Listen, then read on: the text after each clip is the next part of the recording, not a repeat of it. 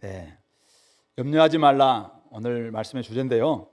자, 머릿속에 여러분들 머릿속에 지금 한번 해부를 해본다면은 머릿속에 여러분들 생각 속에 가장 많은 부분을 차지하는 것이 무엇일까요?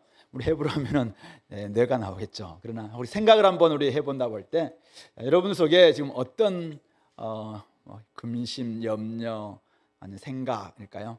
대학생들은 이제 계약이 앞에 두고 있는데 공부를 잘할 수 있을까? 또 이후에 직장 생활 또 내가 취직을 할 수 있을까? 이런 염려인가요? 또 자녀 키우는 우리 성도님들은 저놈 손 어떻게 하나? 혹시 그런 염려인가요? 우리 삶 가운데서 끊임없이 염려가 있는데요. 이런 염려를 우리 주님 앞에서 오늘 내려놓기를 원하는데 돈에 대한 염려에서 벗어날 수 있는 사람이 과연 있을까? 하나님 나라를 추구하는 사람들도 돈 문제에 있어서 재물에 관한 이 염려에 대해서 자유롭지 못하는데 오늘 우리는 어떻게 하면 이런 문제에서 벗어날 수 있을까? 이런 부분들을 오늘 같이 우리 말씀을 통해서 한번 살펴보겠습니다. 세상에서 만나는 많은 사람들이 이 문제로 인해서 갈등합니다. 염려하거나 기뻐합니다.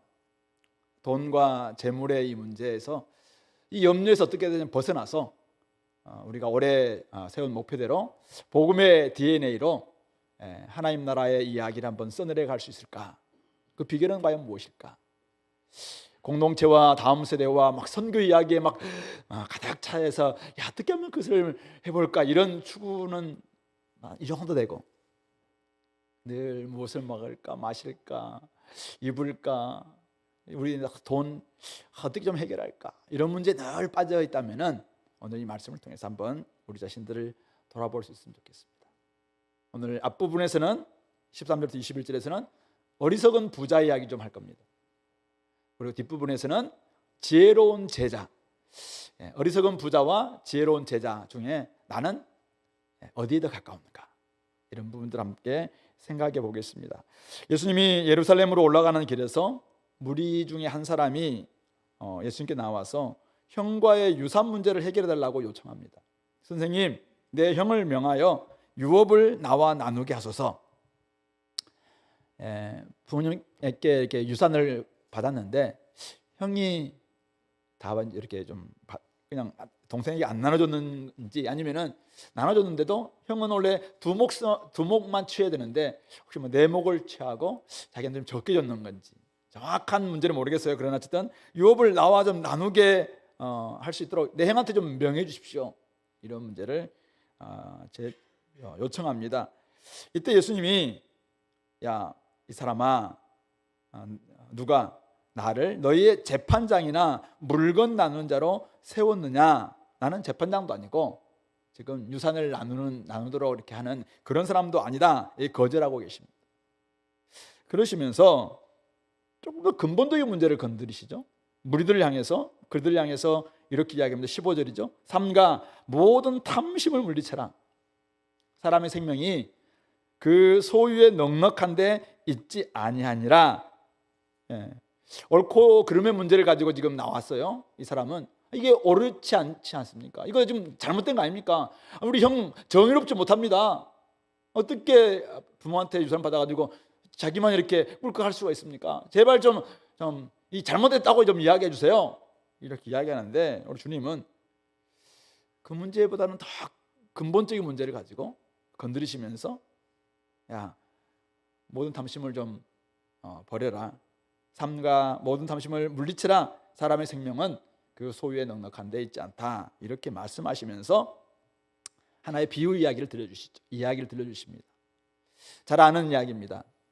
어리석은 부자 비유라고 이렇게 명명하고 있는 그 비유 이야기를 들려줍니다. 한 부자가 있었습니다.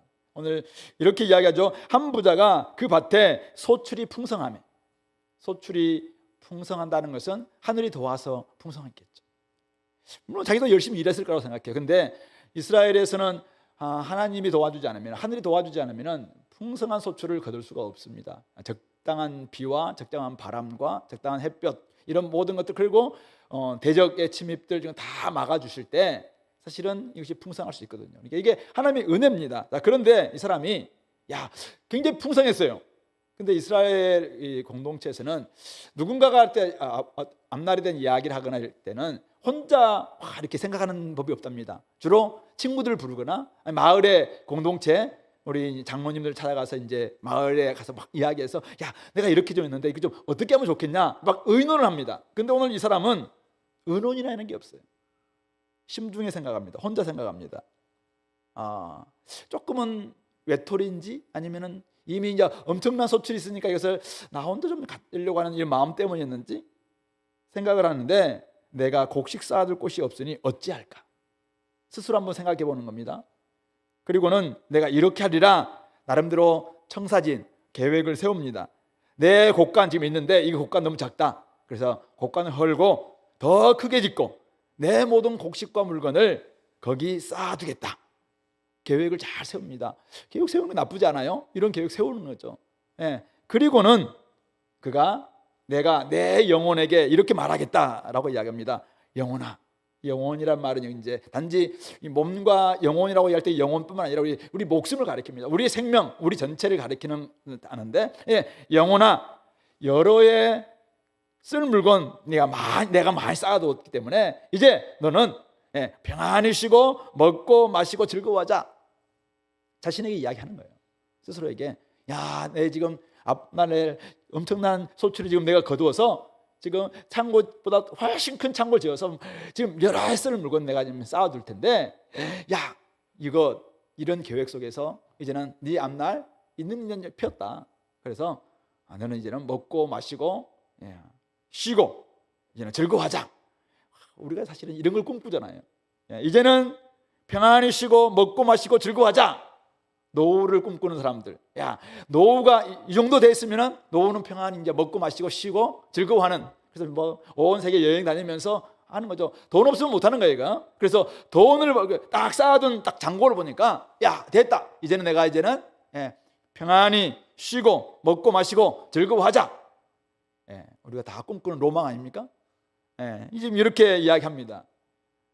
그런데 오늘 주님께서 하나님을 딱 등장시키지. 하나님은 이르시되 어리석은 자야, 오늘 밤 네 영혼을 도로 찾으리니 네 목숨 내가 데려가겠다 이거죠. 그렇다면 네가 준비한 것 좋다. 네가 준비했다고 하는데 네가 쌓아둔 것 누구의 것이 되겠느냐? 이렇게 하나님께서 그 부자를 향해서 이렇게 이야기한다는 것입니다.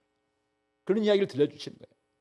그리고는 결론을 맺습니다. 예수님께서 자기를 위해서 재물을 쌓아두고 하나님께 대해서는 전혀 부여하지 않는, 인색한, 하나님에 대해서는 전혀 쌓아두지 않는 이런 사람들이 이와 같은 어리석은 자다.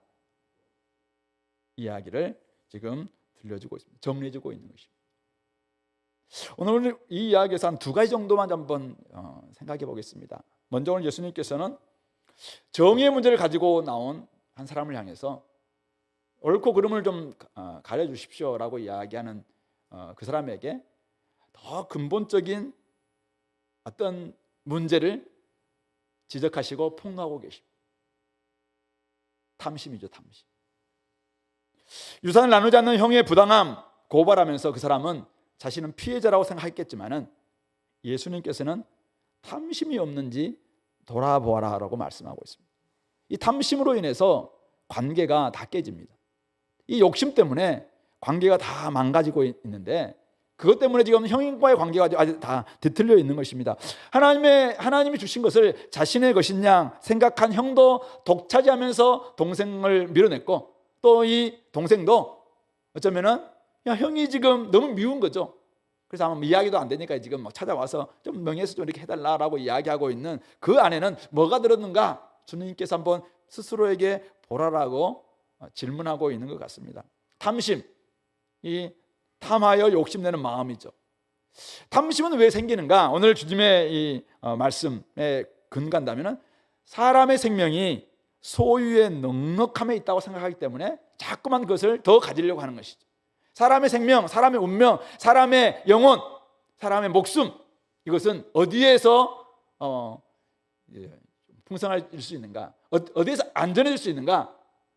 어디서 소유가 넉넉해야 된다. 소유가 넉넉하면은 내 삶이 평안하고 내 삶도 안전하고 내 삶도 즐겁고 이제는 쉴 수 있고 평안한 거다. 안식은 어디서 있는가? 소유가 넉넉해야 된다. 이런 생각 때문에 소유가 내가 좀 적을 거예요. 그리고 누구보다 내 걸 좀 가져간 것 같아. 그러니까 어떻게 해요? 더 갖고 빼앗기지 않기 위해서 또 가져가는 것을 더 찾아오기 위해서 거기에서 막 엄청난 전쟁과 갈등들이 일어날 수 있다라는 것입니다. 그래서 오늘 주님은 그 문제 해결 안 해놓으면은 옳고 그름의 문제, 정의의 문제 다 해결했다고 하지만은 거기서는 또 다른 문제가 생길 수밖에 없다. 그래서 주님은 더 근본적인 부분들을 지금 물리쳐라. 그리고 그 부분의 내면 속에 있는 사람의 생명이 소유에 넉넉함이 있다고 생각하는 그 근본적인 기저에 있는 잘못된 생각도 고쳐야 된다. 그 이야기를 하고 계시는 것이죠. 형이 동생에게 재산을 분배하지 않은 것, 정의롭지 못한 것이고 잘못된 것입니다. 맞습니다. 유대인 랍비로서 율법에서 말하는 바가 무엇인지 가르쳐 줄 수 있습니다. 신명기에 보면은 장자는 두 몫을 취한다라는 것들을 명확히 가르쳐 줘야 되고 가르쳐 줘야 됩니다. 근데 지금 문제는 단지 눈앞에 보이는 재산 분쟁의 문제가 아니라는 것입니다. 그 안에 더 근본적인 문제가 있다는 것이죠. 예수님은 유산 때문에 형제 간 다툼으로 변진 그 내면 속에 지금 무엇이 가득 차고 있는가를 보신 것입니다. 바로 탐심이 가득 차 있는. 그는 형이든 동생이든 누구든지 가지고 있는 존재와 생명보다 더 중요시 여기는 그 소유 때문에 점점 욕심이 어쨌든 더 가지려고 그 염려가 탐심을 만들어내고 그 탐심이 정말 우상 숭배처럼 재물이 막 내가 그 없는 그것으로 인해서 형돈이 없는 거죠. 요즘 뭐 그 재산 문제로 인해서 형과의 막 법정 다툼과 이런 것들은 얼마나 주변에 많습니까? 그것이 단지 정의의 문제가 아니라는 거예요. 그 속에 다 깊은 우리 인간의 이 탐심의 문제가, 죄의 문제가 지금 있다라는 것을 지적하고 있는 것이죠. 그것을 물리치지 않는 한 싸움은 계속될 수밖에 없을 것이고 나중에 이제 우리 예수님이 이게 맞다라고 분배했다고 생각해요. 근데 이게 진짜 이게 맞냐? 이 농토가 이 정도냐? 이 벽은 이 담은 누구 거냐? 이 가지고 싸울 거예요. 다 싸울 거예요.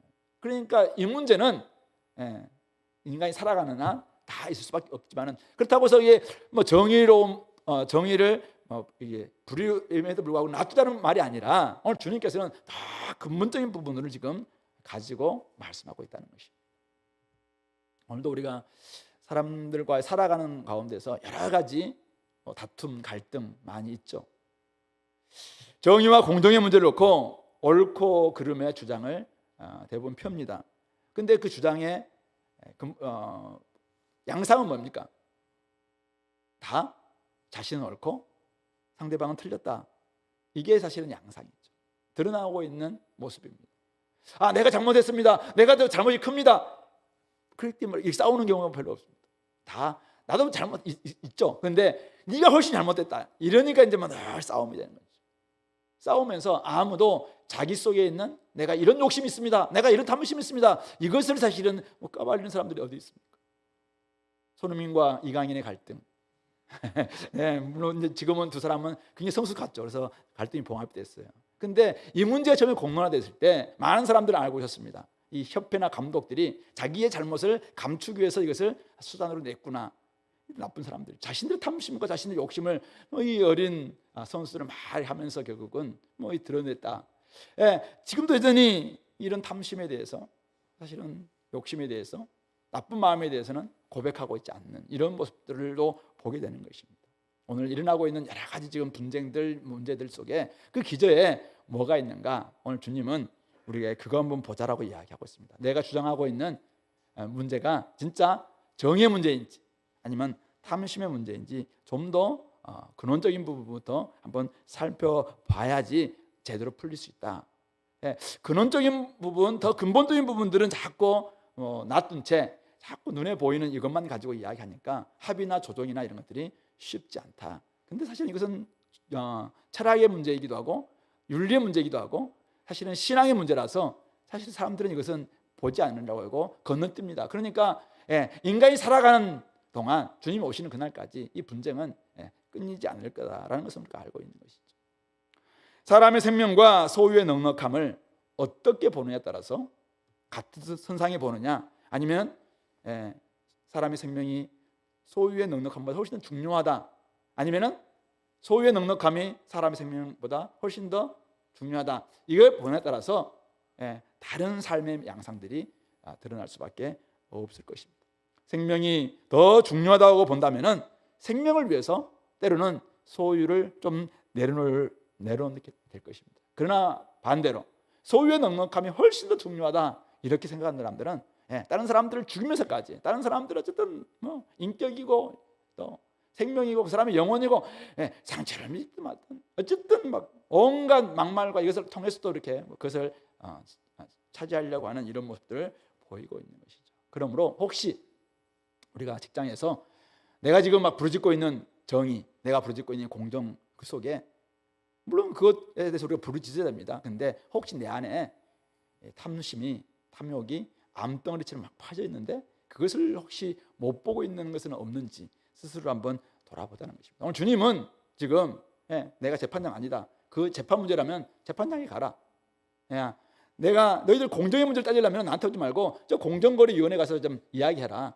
근데 나한테 왔다면 너의 더 근본적인 죄 문제를 봐라, 탐심을 봐라. 교회가 사실은 이야기해 줄 게 있죠. 교회가 밖에 나와 있는 온갖 갈등이 있는 분들, 이게 맞고 이게 틀리다 이렇게 이야기하는 것이 교회가 아니라, 어쩌면 교회는 말씀 앞에서 우리의 더 근본적인 문제죠.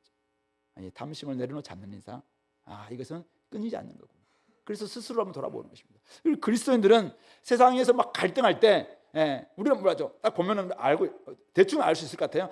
여기가 조금 더 나쁘다, 이게 조금 더 했다, 이렇게 볼 수 있어요. 그래서 그 가지고 막 이야기할 수 있겠지만 어쩌면은 이 복음에서 이야기하는 바는 거죠.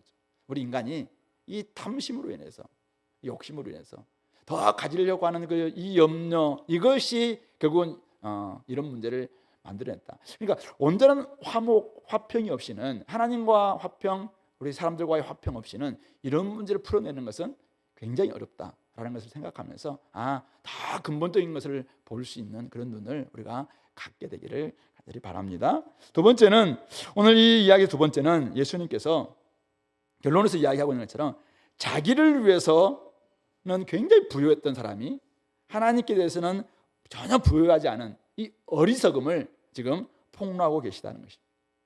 이 부자는 소유의 넉넉함이 사람의 생명, 인생을 풍요롭게 만든다고 보았습니다. 그래서 그는 밭에 소출이 풍성하자 어쨌든 이것을 쌓아두고 또 그것을 계획을 세웠고 실행합니다. 곡간을 헐고 더 크게 짓고 자신의 모든 곡식과 물건을 거기 쌓아두겠다라고 하는 이런 청사지를 만들죠. 왜냐하면 자기 영혼에게도 안정감과 풍요로움을 줄 수 있는 것은 소유의 넉넉함이다, 쌓아두는 것이 많아야 된다라는 것을 그러나 확신했기 때문에, 믿었기 때문에 그렇게 하는 것입니다. 그래서 영혼에게 내 영혼아, 이제는 네가 진짜 평안히 쉬고 먹고 마시고 즐거워하자, 모두가 바라는 그 이야기를 막 하고 있는 것이죠. 근데 진짜 문제는 뭐냐면은 이 사람이 이 모든 것들이 자기 것이다라고 생각하는 이 자기 중심주의뿐만 아니라 하나님 앞에서 우리 인생이 얼마나 약한 존재이고 하나님이 불러가시면은 우리가 얼마나 거기서 모든 것이 다 연기처럼 날아간다는 이 허무함, 이것을 사실은 제대로 깨닫지 못한 가운데서 이것을 하고 있기 때문에 결국 어리석다라고 말씀하고 있는 것이죠. 그래서 오늘 주님은 이 이야기를 하시면서 사실은 이렇게까지 반복적으로 나라는 단어를 쓰지 않아도 될 겁니다. 근데 오늘 이 반복적으로 내가, 내 곡식, 내 곡간, 내 물건, 내가 내 영혼에게 계속해서 나를 지금 강조하고 있습니다. 이 사람의 지금 사고방식이 뭐냐면 내가 모든 것을 해야 된다. 소위 요즘 말하는 내 돈 내산. 내 돈으로 내가 사서 내가 주도해서 내가 인생 만들었는데 내 거 아니냐, 이거 내 거 아니냐. 그러니까 이 사람도 이런 삶으로 살아온 것입니다. 자기 주도 학습으로 열심히 노력해서 좋은 학교 간 거, 내 덕이죠, 내 덕. 맞습니다. 그런데 문제는 뭐냐면 그렇기 때문에 이제는 내 영혼까지도 안정감과 풍요로움을 누릴 수 있다. 내가 쌓아놓은 것이 많기 때문에, 내가 이렇게 했기 때문에, 이건 내 돈이고 내 실력이고 내 곳간이고 내 물건이기 때문에 내 영혼마저도 나는 안전할 수 있다, 이런 생각이죠. 그런데 주님은 하나님을 딱 등장시키면서 이 어리석은 자야, 오늘 밤 내가 네 영혼, 네 목숨 가져갈 텐데 그게 안정감을 줘? 그게 너의 인생을 좀 펴줘? 이 어리석음아 라고 이야기하고 있는 것입니다. 그걸 지금 폭로하고 있는 것입니다. 누구의 도움도 필요 없고 내가 제일 중요하고 자수성가했고 앞으로도 나는 그렇게 살 거고 누구 도움 없이 나는 그렇게 살 청사진도 가지고 있습니다. 나쁜 게 아니죠. 얼마든지 할 수 있습니다. 얼마든지 그래야 됩니다. 이 땅을 살아갈 때 사실 다른 사람들을 막 좀 의존하기보다는 자기가 해야 되죠. 자, 그런데 자기를 위해서 이렇게 진짜 부유했다면, 자기를 위해서 이렇게 열심히 주도적인 삶을 살았다면 하나 놓치지 말아야 될 건 뭐냐면 우리는 그것만 가지고 이 땅을 살 수 없다는 것입니다. 하나님 앞에서 우리 자신들을 돌아봐야 된다는 것입니다. 하나님이 내 인생을 사실은 주셔야지, 내 인생에게 복을 주셔야, 내 인생에게 비를 주셔야, 내 인생에게 바람을 주셔야, 내 인생에게 안전막을 주셔야 내가 살 수 있다라는 이 사실을 깨닫지 못하면은 오늘 밤 내 목숨 가져갈 텐데 그건 누구 될 거냐? 열심히 수고해서 뭐 엄청나게 수조를 만들어 놓은들 그건 누구 거냐? 네가 가져갈래? 이제 못 가져갈 겁니다. 그러면 너 영혼은 지금 피폐해서 아무것도 준비되지 않았는데 너는 뭐가 되냐? 이 바보야! 라고 외치고 있는 것입니다. 이 사람이 왜 이 어리석냐? 소유의 넉넉함에 의해서 존재가 규정된다고 생각하기 때문에 어리석은 것입니다. 그가 준비한 것이 영혼의 문제를 위해서는 아무런 대책이 되지 못함에도 불구하고 그렇게 살아온 것에 대해서 어리석다라고 이야기하고 있습니다. 이 사람이 왜 어리석습니까? 하나님께서 그 영혼을 거두는 날 있다는 사실을 그가 머리를 알고 있었겠죠. 근데 그것을 준비하지 않았기 때문에 그것을 제대로 아는 게 아니죠. 그렇기 때문에 어리석은 것입니다. 자기를 위해서 재물을 쌓아두었지만은 가져갈 수 없고 영혼의 문제를 위해서는 전혀 안전판이 되지 못한다는 사실을 그가 지금 제대로 깨닫지 못하고 그걸 준비하지 않았기 때문에 어리석은 것입니다. 그러므로 하나님께서 그 사람의 생명, 그 사람의 영혼 주관하심을 알고 제발 좀 하나님께서 좀 부여해라. 그렇지 않으면 너 또한 어리석은 존재일 수밖에 없다. 그 이야기를 하고 있는 것입니다. 네, 근데 우리가 여러분들 중요한 사실은 놓치지 마시기 바랍니다. 소유의 넉넉함이 무조건 불이다 이런 것은 아니에요. 소유의 넉넉함 중요합니다. 우리 이 땅 자본주의에 살아가는데 사실은 미래를 위해서 여러분들 저축하지 않고 뭔가를 준비하지 않고 돈 벌지 않고 게으르고 하늘에 막 하나님께서 감 떨어들고 맨날 입만 벌리고 있는 그것을 우리가 지금 막 칭송하고 이런 내용이 아닌 거 아시죠? 소유의 넉넉함 중요합니다. 제가 이번 주에 책 한 권 읽었는데 돈은 중요하다. 폴 스티븐스라는 분과 한 분 이름이 성함이 클레이 어떤 싱가포르 분이신데 잘 모르겠어요. 그분 어쨌든 그분이 두 사람이 쓴 책인데 돈은 중요하다. 돈은 중요합니다. 근데 오늘 내용은 뭡니까? 돈은 중요하다. 맞다. 근데 생명의 넉넉함도 중요하다. 더 중요할 수도 있어요. 영혼도 중요하다. 지금 이야기를 하고 있는 것입니다. 대학 가려면 어떻게 하면 대학 들어갈 수가 있나요? 국영수 잘해야 되잖아요. 그렇죠? 국어만 막 답답하면은 막 영어 실력이 막 올라가나요? 막 수학 공부를 계속 열심히 하니까 막 영어 실력도 막 올라가고 이런 경우가 있나요? 어떤 사람은 뭐 수학 공부 잘하다가 다른 거 막 못하는 거에서 막 하다가 나중에 수학이 뭐 떨어지는 이런 경우도 있잖아요. 그러니까 둘 다 열심히 해야지. 국영수를 다 잘해야지 대학 갈 수 있는 것처럼 지금 여기에서 소유의 넉넉함, 자기를 위해서 소유의 넉넉함을 추구하는 것, 이것을 지금 나쁘다고 이야기하는 게 아니에요. 이것을 추구하는 거 이게 중요한 거죠.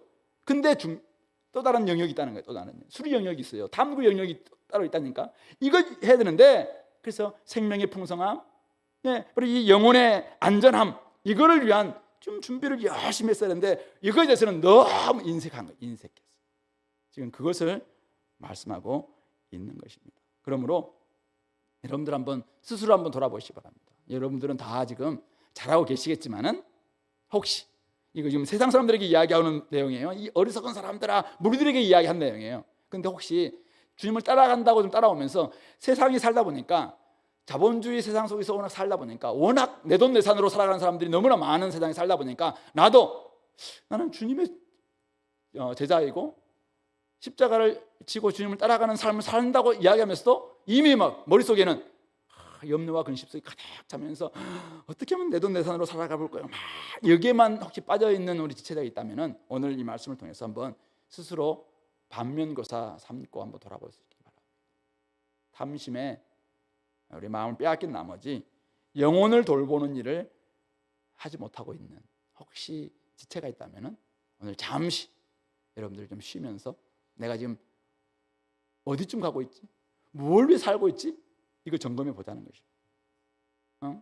지금 생명이 메말라가고 영혼이 지금 피폐해지고 있음에도 불구하고 그냥 소유의 넉넉함에만 온갖 마음과 생각과 시간과 에너지를 다 쓰고 살아가는 그런 사람들이 있다면 잠시 멈춰서 정신을 좀 차리면서 박철지 니 뭐하니? 너 지금 그리스도인 맞아? 야 너 저거 하나님 백성 맞아?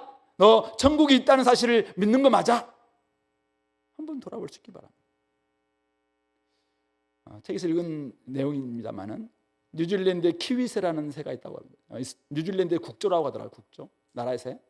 근데 그 새가 원래 뭐 그렇게 새니까 날개도 이렇게 발달되어 있었고 또 눈도 굉장히 잘 볼 수 있는 모습이 있겠죠. 근데 이제는 그 화산 지역에 살면서 천적도 없고 먹이도 굉장히 풍성하다 보니까 특히 천적인 파충류가 없는 있다 보니까 걔가 이제는 날개 짓을 할 필요가 없어요. 왜냐하면 다니면서만 계속 먹어도 되니까.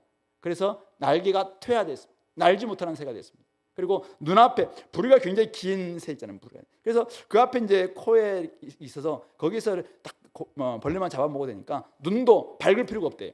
그래서 눈도 점점 퇴화돼서 잘 완전 못 본 건 아니지만 그냥 이렇게 개그맨들이 이거 가지고 막 보던 막 그 새를 혹시 키위새가 아닌가 생각되는데 그렇게 된 다리는 막 뛰어다니면서 그러니까 다리는 막 둔둔해지는 이게 키위새의 모습이라고 이야기하면서 혹시 우리가 바쁜 일상 속에서 살아가다가 혹시 이처럼 하나님이 주신 능력, 하나님이 우리에게 주신 기능들 다 상실한 채 그냥 눈에 보이는 그것만 보는 그런 모습은 하나님이 우리에게 생명을 살리고 영혼을 볼 수 있고 누군가의 가치를 볼 수 있는 다른 사람들의 마음을 생각하면서 애통하는 마음 이런 걸 다 은사로 선물로 주셨음에도 불구하고 그것을 사용해 본 적이 없어요. 무엇을 먹을까 입을까 마실까 자기 문제로만 늘 골몰해 있고 뭐 생각한다는 게 늘 가족밖에 자기 가족밖에 모르고 그러니까 막 여기만 보는 거예요. 여기만 이렇게 보니까 볼 필요가 없죠 사실은. 그러니까 점점 영의 눈들은 퇴화되고 영의 감각은 퇴화되고 하나님의 주셔서 훨훨 날아서 온 세상을 바라볼 수 있는 이런 하나님의 영적인 날개도 우리에게 주셨음에도 불구하고 그거에 대해서 날아본 적이 없어요. 날할 필요가 없었어요. 왜냐하면 여기서 내 집 장만하고 여기서 내 좋은 차 사고 여기만 관심이 있으니까 그러니까 그냥 다리만 튼튼한 혹시 이런 모습이 없나요? 주님은 오늘 어리석은 부자 얘기를 들려주시면서 우리 자신의 어리석음을 지금 한번 보라고 말씀하고 있습니다. 전도서에서도 먹고 마시고 즐거워하는 거 하나님 주신 선물이라고 이야기했습니다. 그래서 카르페 디엠 현실 속에서 그것을 즐기라 이야기합니다. 그런데 전제가 있습니다. 나머지 헛된 것들은 이게 헛된 날아가는 것들이기 때문에 거기에 마음을 너무 빼앗기지 말고 하나님이 그걸 주신 것들이기 때문에 그것에 감사하면서 먹고 마시고 즐거워하는 것 이것이 진짜 하나님이 우리 주신 낙이다. 이게 이제 전도서에 어떤 한 7번 정도 나오는 그 고백이 있잖아요. 근데 우리는 이 하나님이 주신 것이라는 감각을 놓쳤어요. 청지기의식이 없죠. 하나님에 대해서 부유해야 된다는 사실도 모릅니다. 그리고 눈에 보이는 내가 수고했던 모든 것들이 헤벨 날아가는 수증기처럼 날아가고 어느 날 갑자기 연기처럼 날아가고 곧 아침 이슬처럼 딱 햇빛 들면 싹 사라지는 이런 것이라는 사실을 모르니까 거기에만 올인하는 거잖아요. 우리 베드로후서에 나와 있는 것처럼 오늘 여러분들 PBS에 하는 것처럼 사라지고 불에 타고 풀어지는 것들임에도 불구하고 거기에만 목숨을 거는 거죠. 그러니까 의가 가득한 새하늘과 새 땅이 지금 도래하고 있음에도 불구하고 거기에는 머리는 알죠. 근데 시간 배정을 안 해. 마음 주지 않습니다. 안다고 이야기하는데 아는 게 아니죠. 그는 살지 않는 것은 아는 게 아니라고 그런 성경적인 알에 대한 정의라고 제가 이야기했어요. 사라질 것에 대해서는 관심이 많지만은 영원한 것에 대해서는 그냥 이미 퇴화되었어요. 감각이 퇴화됐어요. 그러니까 뭐 느껴도 외면하죠. 봐도 이건 뭐 중요하지 않으니까 그냥 넘어가. 그런 사람들을 주님께서는 이 어리석은 자야라고 외치고 있다는 것이죠. 그런 점에서 내가 지금 어디쯤 가고 있는지, 무엇을 생각하고 있는지. 이 키위새가 찾아보니까 알을 1년에 한 번 정도 낳는데 거의 자기 몸, 성체의 3분의 1, 4분의 1 되는 알을 품대요. 그래서 이 알을 계속 먹고 많이 나지도 않고 막 그랬다 보니까 알만 커진 거지, 속만. 그래서 나중에 알 낳다가 죽는데, 죽는 새도 많이 있다고 이야기하더라고요. 알이 너무 큰, 하나밖에 못 나. 참 그것도 좀 웃긴다 이런 생각이 들었습니다. 우리가 막 속에서 막 온갖 것을 이렇게, 옛날에 그 쌤과 치히로 행방불에 나오는 뭡니까, 가오나신가 뭐처럼 온갖 어물들 다 먹고 그냥 이렇게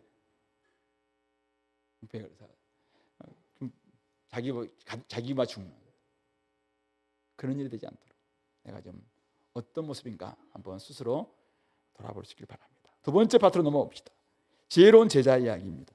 예수님이 제자들을 향해서 이제는 이런 이야기를 하고는 제자들을 딱 쳐다보면서 그러므로 하나의 이제 정리를 하십니다. 그러므로 내가 너희에게 이르노니 너희 목숨을 위하여 무엇을 먹을까, 몸을 위하여 무엇을 입을까 염려하지 말라.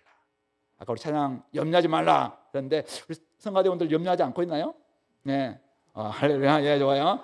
염려하지 말라. 근데 그 이유가 뭐예요? 이유가 내가 찬양했기 때문에. 이유가 뭐냐? 오늘 23절 목숨이 음식보다 중하고 몸이 의복보다 중하기 때문에 그거 염려하지 말라라고 이야기합니다. 그것은 그 뒤에 나와 있는 24절 보니까 하나님이 까마귀도 기르시기 때문에, 근데 너희는 저 까마귀 새보다 훨씬 더 귀한 그 귀중한 목숨을 바로 하나님께서 결국은 주시기 때문에 염려하지 말라. 25절에서는 너희 중에 누가 염려함으로 그 키를 한 자나 더 할 수 있느냐? 제가 키 크기 위해서 얼마나 많이 염려를 했겠습니까? 그래서 한 2m 가까이 됐겠죠. 근데 우리 자녀를 위해서 막 염려를 많이 했거든요. 근데 안 크더라고 보니까. 근데 오늘 이 본문은 제가 저번에 민주사모 이야기하다 보니까 요즘은 정형외과 가면 키 한 10cm도 막 키워준대요. 깜짝 듣고 와, 근데 돈이 한 몇억 든대.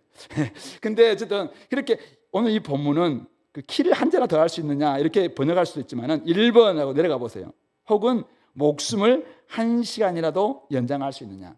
NIV라든지 ESV라든지 많은 성경은 다 이렇게 번역되고 있습니다. 결국 우리는 이 목숨 문제가 우리가 염려한다고 해서 1시간이라도 연장할 수 없다, 그 이야기를 좀 하고 있는 거예요. 그러면서 가장 기초적이고 작은 일도 너희들 하지 못하면서 어찌 다른 일들을 염려하느냐 이렇게 이야기하시면서, 백합화를 보면은 실도 만들지 않고 짜지도 않는데 솔로몬의 모든 영광으로도 이 꽃 하나만큼 훌륭하지도 못했다. 그러므로 오늘 있다가 내일 아궁에 던져지는 들풀도 하나님이 이렇게 입히시거든. 하물며 너희일까 보냐. 굉장히 중요한 단어죠. 하물며 너희일까 보냐 하면서 제자를 향해서 뭐라고 부릅니까? 믿음이 작은 자들아. 염려에 대하는 뭐라고요? 믿음이라고 이야기하고 있는 것이죠. 야, 염려 계속 키우지 말고 제발 염려에 대안으로 믿음을 가지라. 그러면 하나님께서 하나님이 이 중요한 걸 다 책임져 주신다, 그 이야기를 하고 있는 것이죠. 그러면서 정리를 합니다. 무엇을 먹을까, 무엇을 마실까 구하며 근심하지 말고, 그것은 세상 사람들이 구하는 것이다. 너희 하늘 아버지는 이런 것이 너희에게 있으리라 해서 다 아신다. 그러므로 다만 31절 그의 나라를 구하라. 바로 이것이 믿음으로 우리가 행해야 될 모습이라고 이야기합니다. 그의 나라를 구하라. 그리하면 이런 것들은 너희에게 다 더해 주신다. 이렇게 이야기하시면서 제자들 향해서 적은 무리요, 많은 무리들은 무엇을 먹을까 마실까 입을까 염려하면서 그것을 추구하는 길을 갈 겁니다. 근데 제자들은, 지혜로운 제자들은 적은 무리입니다. 따라갑니다. 하지만 무서워하지 말라고 해요. 무서워하지 말라. 너희 아버지께서 그 나라를 너희에게 주시기를 기뻐하신다. 너희들이 그 나라를 구하기만 한다면 하나님은 이 땅 가운데서 너희가 그 나라를 진짜 주시기를 기뻐하시는 분이시다. 그래서 내가 경험했던 그 나라를 다른 사람들이 막 경험하게 만들 수 있는 그 비결은 내가 믿음으로 이 나라를 구하는 데 있다. 근데 그것의 구체적으로 무엇인가? 33절, 너희 소유를 팔아 구제하여 낡아지지 아니하는 배당을 만들라. 곧 하늘에 둔 바 다함이 없는 보물이니, 하늘에 너희가 보물을 자기를 위해서 곡간 만들고 계속 재물 쌓아주려고 하지 말고, 저축하는 게 나쁘진 않아요. 근데 자기만을 위해서 그렇게 쌓아주지 말고 하늘에 좀 쌓아둬라. 하늘에 쌓아둔다면 그것이 낡아지지 않은 전대, 배낭이라고 이야기하시면서 거기는 도둑도 가까이 할 수 없고 좀도 먹는 일이 없다. 그러므로 보물이 있는 곳에 마음이 있는 거, 이건 격언입니다. 보물 있는 곳에 마음이 있습니다. 재물, 이것을 보물로, 왜 재물을 계속 얻으려고 하냐면은, 왜 재물의 마음을 계속 추구하냐면은 이게 보물이라고 생각하기 때문에. 근데 이 보물을, 진짜 재물을, 만몬이라는 재물을 보물로 만들 수 있는 방법이 있어요. 그것은 진짜 내 마음을 통해서 하나님 앞에 딱 하나님 나라를 위해서 쓸 때 이게 보물이 될 수 있고, 하늘에 하나님 나라는 막 보석으로 묘사되고 있잖아요. 우리 요한계시록 보면은 거기에 여러분들의 이름들이 하나 다 기록되어 있는 것 같아요. 이 구제할 때마다, 다른 사람들을 위해서 여러분들이 이 재물을 쓸 때마다 하나님 나라의 보물이 딱 있는데, 거기에 여러분들의 김, 박, 누구 우리 유면산 올라가 보면 옛날에 이렇게 그 기부했던 사람들의 명단이 이렇게 계단마다 있었습니다. 어떤 건물에 가보면 이 건물에 누가 기부자 명단 쫙 있는 것처럼 하나님 나라를 위해서 여러분들이 믿음으로 살았던 사람들의 명단들이 거기에 기초석에도 또 여기에도 보석에도 기록되어 있다는 것입니다. 내 이름이 여러분들 소유를 가지고 하늘에 쌓아두는, 그래서 구제함으로 낡아지지 않은 전대를 만들었던 그런 사람들의 명단들이 하나님 나라에 다 기록될 것이다. 지금 그렇게 말씀해 주고 있는 것이죠. 우리 여기에서 지혜로운 제자는 결국은 어떻게 살 것인가? 대안은 뭐냐? 염려를 내려놓고 뭐를 가져라? 믿음을 가져라. 믿음을 가지고 결국 그의 나라를 구하라 말씀하고 있습니다. 자기를 위하여 재물을 쌓아두는 이유는 바로 염려와 근심 때문입니다. 무엇을 마실까? 어떻게 내가 좀 안전해야 되겠다, 풍요로워야겠다, 그 염려 때문에 계속 쌓아두는데, 쌓아둔다고 해서 내 것도 아니고, 오늘 주님이 어리석은 부자의 이야기를 통해서 가르쳐 주셨습니다. 오늘 밤 가져가면은, 여러분들의 영혼을 가져가면은, 데려가면은 그 아무것도 여러분들에게 쓸모없다. 대신 염려가 우리를 지배하지 않도록 하기 위해서는 하나님이 우리의 모든 것을 아시고, 하나님이 우리를 길러주시고, 하나님이 우리에게 더해주시는 분이라는 이 믿음만 가져라. 믿음. 이게 염려에 대한, 이 땅의 염려에 대한 하나의 대안이라고 말씀하고 있습니다. 하나님은 이 땅에 주권적으로 우리를 다스리고 계십니다. 우리에게 필요한 것들을 다 알고 계시고, 여러분들에게 가장 소중한 것이 무엇인지 알려주고 계십니다. 하나님은 알려주십니다. 우리를 너무나 잘 알고 있습니다. 자기 나라, 내 나라 구하기 위해서 정신을 좀 잃지 말고 하나님 나라를 위해서 정신을 거기에 좀 투자하고, 또 여러분들이 그를 위해서 여러분들 삶을 드리기만 한다면 하나님이 모든 것을 이제는 더하여 주신다, 그 이야기를 하고 있는 것입니다. 그것이 바로 믿음을 가지고 있는 하나님 나라의 제자이고 하나님 나라의 백성이라고 말씀하고 있습니다. 옛날에 농사 지을 때 농경사회 속에서 열심히 자녀들이, 그때는 대가족이잖아요, 열심히 아버지 밑에서 막 일을 합니다. 이 자식들은 밖에 나가서, 아버지는 막 일하고 난 다음에 밖에 나가서 또다시 자기의 살림을 살기 위해서 또 다른 일을 하지 않습니다. 그 일 열심히 하다 보면 아버지가 다 이렇게 유산 분배해 주기도 하고 먹고 살게 다 해줍니다. 종들도 마찬가지였습니다. 오늘 우리 자녀들이 이제는 성이 될 때까지, 결혼하기 전까지 열심히 집에서 부모님 말씀에 순종하면서 열심히 살아가면은 걔들이 자기 먹고 살 것도 밖에 나가서 안 보러 온다고 부모님 뭐라 하나요? 나머지 다 책임져 주시잖아요. 나머지 다 먹고 살. 나중에 이제는 분가하고 난다, 부모를 떠나고 난다면은 본인이 이제 하면서도 자녀들을 또 해야 되겠지만은, 그렇게 하는 것처럼 우리가 하나님 나라를 위해서만 열심히 한다면은 하나님이 다 먹고 살게 해준다는 것이죠. 먹고 살게 해주고 또 쓰게 해주고 또 더하기도 하고, 이런 모습입니다. 그 증거가 어디 있어요? 여기 있잖아요. 그 증거가 여러분들 옆에 있잖아요.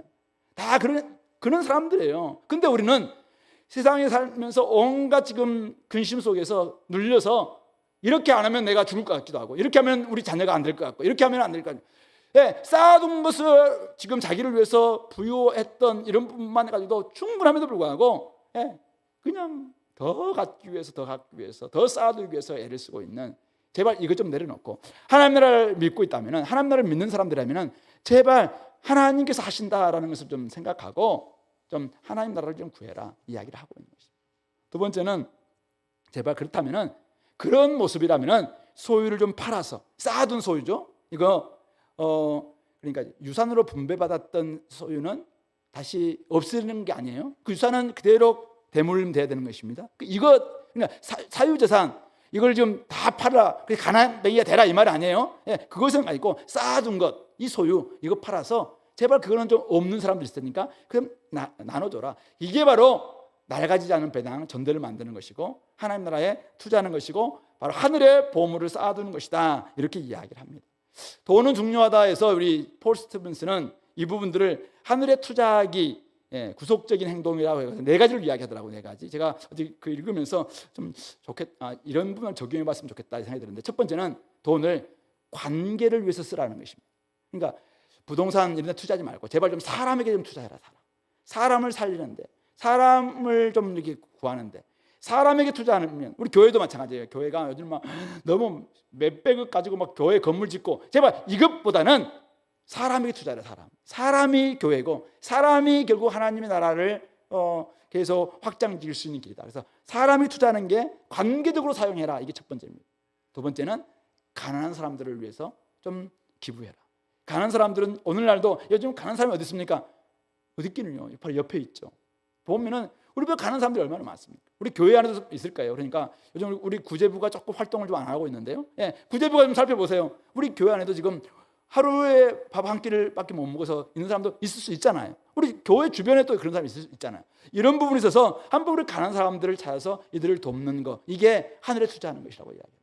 세 번째는 주님을 위해서 주님 안에서 한번 행하는, 주님 안에서 한번 살아내는 거죠. 주님 선교를 하거나 또 다른 사람들을 위해서 전도하거나 이런 부분을 주님 안에서 행하고 있는, 주님 안에서 하고 있는 모든 일은 헛되지 않기 때문에, 단지 그것은 소위 말해서 영적인 일일 뿐만 아니라 내가 주님을 믿는 사람으로서 행하고 있는 이 일에 우리 투자한다면 이것도 결국은 하늘에 투자하는 것이다.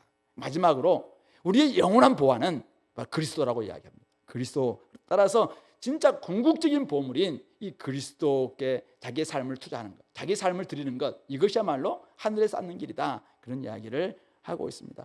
결국 그리스도를 위해서 자기 인생을 드린다면 시간과 재정이 조금 적게 드린다 할지라도, 저 같은 경우는 사실은 재정이 별로 없어서 저의 인생을 그리스도에 드렸잖아요. 이게 바로 하늘에 쌓아두는 모습이다, 그렇게 말씀하고 있는 것입니다. 그러므로 재물을 보물되게 만드는 그 일, 그것을 위해서 여러분들이 우리가 구속받았다는 사실을 기억하시고, 그것이 선교나 구제나 또 공동체와 그리스도께 돈을 사용하는 것이고, 그것이야말로 디모데전서에서 바울이 이야기했던 돈을 사랑하는 것이 일만하게 뿌리다, 바로 돈 사랑에서 벗어날 수 있는 길이다라는 것을 우리가 기억했으면 좋겠습니다. 어쨌든 낡아지지 않는 전대를 만드는 그 길, 이것은 내가 자꾸 자기만을 위해서, 자기를 위해서 부여하면서 끊임없이 재산을 쌓아두려고 하는, 이것만을 취하는 그런 세상 사람들이 하는 것이죠. 그런 사람들이 얼마나 많아요. 근데 제발 좀 쌓아둔 게 있다면 그것을 가지고 한번 투자해라. 하늘에 투자해라. 하나님 나라를 위해서 한번 투자해봐라. 우리 교회가 앞으로 꿈꾸고 있는 그 일을 위해서 한번 투자해봐라. 또 지금도 하고 있는 그 일을 위해서 한번 투자해봐라. 그런 이야기를 하고 있습니다. 거기는 도둑도 없고 좀 먹는 일도 없을 것입니다. 그런 것이 바로 하나님이 우리에게 주시는 하나님 나라일 것이고, 그렇게 할 때 많은 사람들이 하나님의 나라를 경험하게 될 것이고, 여기에서 풍성함을 경험할 수 있을 것입니다. 그럴 때 주님께서 우리의 영혼뿐만 아니라 다른 사람들의 영혼까지도 풍성하게 지금 주시는 은혜를 경험할 수 있지 않을까, 그렇게 생각합니다. 그런 점에서 결국 오늘 재물에 관련된 문제, 돈 문제는 참 쉬운 문제는 아니겠지만은, 돈의 지배에 들어가지 않기 위해서는 이 재물을 보물로 생각하면서 끊임없이 여러분들이 거기에 지배를 당하는 순간, 나중에 이것은 더 큰 탐심이 되어서 우상이 되어서 자기가 그 돈의 노예가 될 수밖에 없을 것입니다. 그러나 반대로 우리는 돈의 위에 계시는 하나님께 우리가 우리 마음과 시간과 재정을 투자를 합니다. 그러면 하나님이 결국 우리를 다스리실 뿐만 아니라 돈까지 다스려 주셔서 결국 우리가 하나님 나라를 확장하는 그 일에 우리를 사용하지 않을까, 이런 생각을 하게 됩니다. 말씀을 맺으면서 여러분들에게 한 가지만 좀 질문을 던져보겠습니다. 자, 여러분들은 어리석은 부자, 지혜로운 제자 둘 중에 어느 쪽에 가깝습니까? 자, 여러분들의 머릿속에 한번 딱 보십시오. 나는 지금 어떻게든지 나의 시간과 재정과 인생을 들여서 하나님 나라를 막 좀 꿈꾸고 싶다, 구하고 싶다, 그런 일로 막 머릿속에 가득하다면 여러분들은 지혜로운 제자에 가깝습니다. 근데 교회는 다니고 11주도 하고 뭐 여러 가지 성경도 함에도 불구하고 머릿속이 온갖 지금 무엇을 먹을까 마실까 입을까 우리 자녀는 어떻게 될 것인가 앞날은 어떻게 될 것인가 나의 인생은 노후는 어떻게 될 것인가 온갖 이런 것으로 가득 차 있다면 어리석은 부자에 가깝습니다. 세상은 어리석은 부자들의 천국이죠. 탐심을 버리지 않고 자기를 위해서 재물을 쌓기에 급급합니다. 그러나 천국은 지혜로운 제자들이 쌓은 보물로 가득한 나라입니다. 하나님께 부유하고 다른 사람들과 그리스도께 투자한 삶이 보물이 되어서 곳곳에 보석으로 박혀있는 나라가 하나님 나라일 것이죠. 바로 여러분들이 딱 천국에 도착할 때 여러분들의 이름들이 여러분들 어떻게 이때 살았는가 그 삶이 곳곳에 여러분들의 이름들로 너 천국 백성이다, 천국의 제자다, 그것을 증언해 줄 겁니다. 그런 점에서 오늘 여러분들의 삶 한번 진짜 자기만을 위해서 이렇게 쌓아두는 이런 삶에서 좀 이제는 좀 벗어나서 하늘을 위해서 가치를 좀 깨닫고 하나님께 좀 부유한 삶, 다른 사람들을 위해서 투자하는 삶, 특히 하나님 나라를 위해서 투자하는 삶을 살아낼 수 있게 되기를 간절히 소망합니다. 같이 기도합시다. 오늘 이 말씀을 기억하시면서 하나님 아버지 저로 하여금 하늘에 쌓아두는 법을 배울 수 있도록 도와달라고, 소유의 넉넉함보다 존재의 풍성함이 훨씬 더 중요함을 깨닫게 해달라고, 나를 위해서 재물을 쌓아두는 것 내가 목표로 삼지 않고 하나님께 부유함 이 가치를 깨닫고 기꺼이 보물을 하늘에 쌓아두는 정말 쌓아두는 그 투자에 내 마음을 쓰고 그것을 삶의 목표로 삼을 수 있는 은혜가 있게 해달라고 이 시간에 같이 한번 기도하겠습니다.